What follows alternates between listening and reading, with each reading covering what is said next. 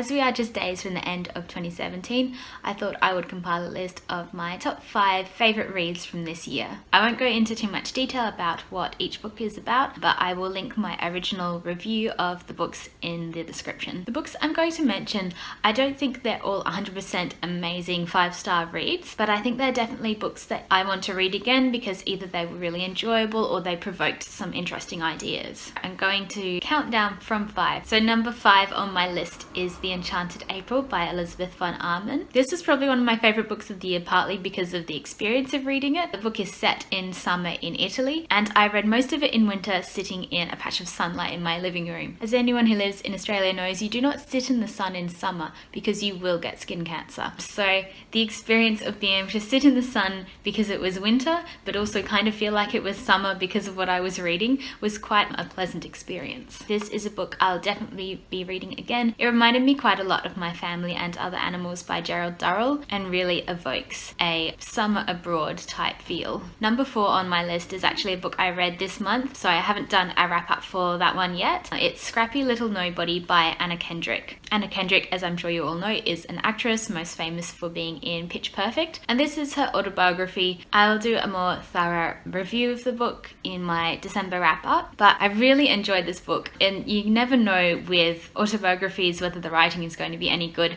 and Anna Kendrick has the most amazing naturalistic way of writing. Like, you feel like through this book she is sitting next to you on the sofa with a cup of tea telling you all these things about her life, and at the end of it I felt like we were best friends. She comes across as an incredibly down-to-earth person and is just a really entertaining as well as insightful read. Number 3 is Animal by Sarah Pascoe. Sarah Pascoe is a comedian, and this is a book she wrote about gender and sex and talks about these two topics in a sciencey kind of way, looking at the reasons behind why we behave the way we do in regards to gender and sex. I remember reading this and learning so much, and I can't remember any of what I've learnt, so I definitely have to read this book again. Sarah Pascoe is an amazing comedian, and you can entirely hear her voice in the writing, and the book is packed with so much research that makes it really fascinating and accessible to read. Number 2 on my list is The Edible Woman by Margaret Atwood. I think I've been reading at least one new Margaret Atwood book a year for the past few years, and this year it was The Edible Woman. It's her first novel, and it's by no means her best novel or even my favourite one of her novels, but the topics she brings up in the book about the roles that females are presented with in society and how damaging it is when women feel like they have to fulfill these roles, and it gives a really fascinating insight into the kind of things Margaret Atwood was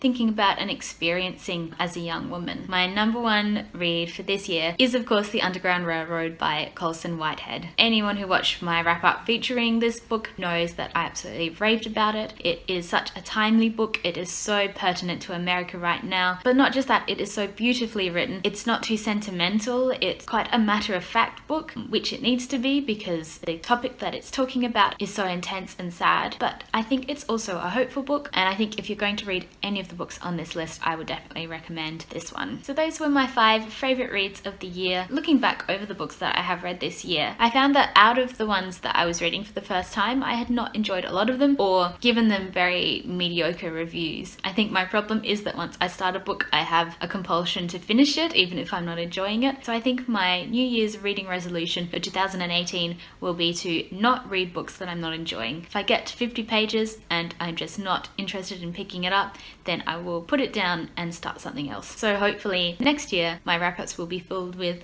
100% positive reviews. I cannot believe that I have been making booktube videos on this channel for almost a year now. It feels like I've been making them forever and yet also only just started doing it. Thank you to everyone who's watched my videos over this year and everyone who's commented. It's been so lovely to make friends via YouTube and watch all of your wrap-up videos as well, and I'm very excited to keep doing it next year. I hope you have a great Christmas and a happy new year, and I will be seeing you in my December wrap-up next month, which is 2018, which is scarily close to 2020, and 2020 is the future.